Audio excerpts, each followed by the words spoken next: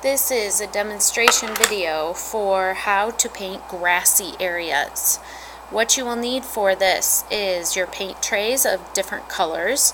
You might also need a flat mixing tray like this, or you might need one of these round ones that you can see kind of on the corner of my paper. If you're doing grasses, I would like to give you some of the watercolor paint that comes in a tube, which looks like this. It's a little bit of a different type of green. This is a sap green, and the green that you actually have in your mixing tray is a little bit of a different type. So if you have a lot of different types of grass, you probably want to ask me if you can use some of the tube paint. I will bring you the tube paint and it will look like this, and you'll just have to add a very small amount of water to get it going. And again, this is a super concentrated type of green and type of watercolor, so you've got to kind of get it going. Alright, and then the same thing with, if you have any sort of a lighter green, then I will bring you some yellow of the tube paint because it looks a little different than the yellow you have in your mixing tray.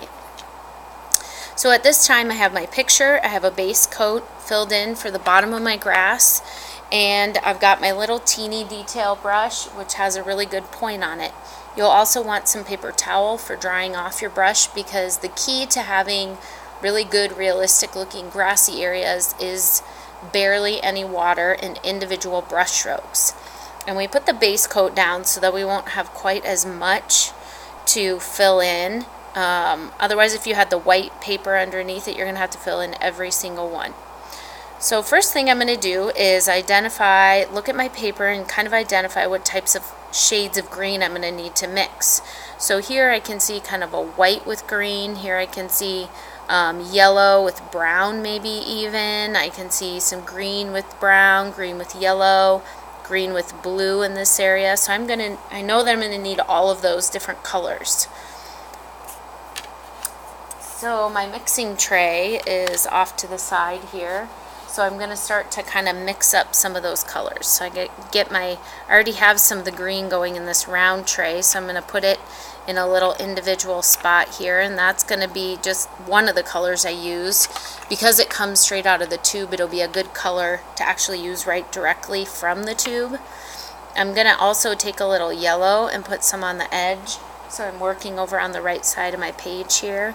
And so now I've got kind of a lighter green going on there. I want to mix up kind of a green with blue, so I'm going to get some green on my tray. This is green. I know it's kind of hard to see up on the screen, but this is green.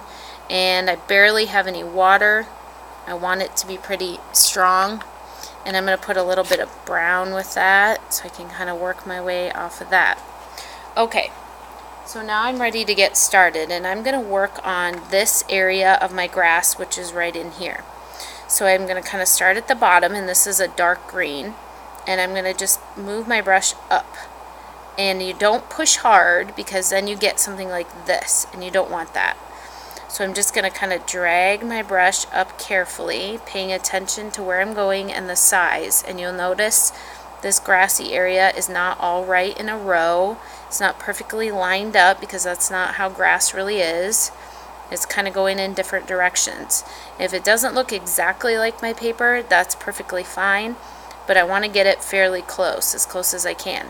Now I notice right down here this is pretty dark, so I'm going to snag some of that kind of yellowish color, and I want to put a little bit of brown with it.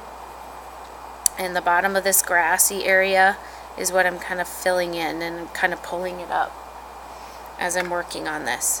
Now I'm going to just kind of continue working like this, identifying the colors, getting the paints that I need, and pulling my brush up.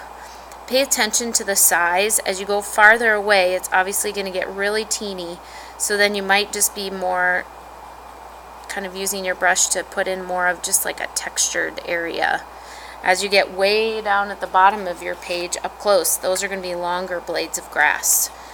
So I'm going to move this picture and just show you kind of in the corner here just some regular grass. If I had a big grassy field, I'm going to mix up some different shades of green. And since I already have this base color down, I'm just going to use my brush and pull up. And that's going to make my grass go in different directions. And I'm kind of move my wrist a little bit so that it doesn't all line up. As I work to the front, it's longer. As I go to the back, it's going to be really short, and way far away, it's just going to be maybe even just like some little brush strokes like this. So up and out. If my brush starts to get dry, I just get a little more, but not very much water, because then it's just going to be a puddle. So I want you to practice a whole bunch of blades of grass before you get to this point of actually doing it on your page, so that you can perfect it before you get to it. And make sure that you're using a lot of paint and barely any water.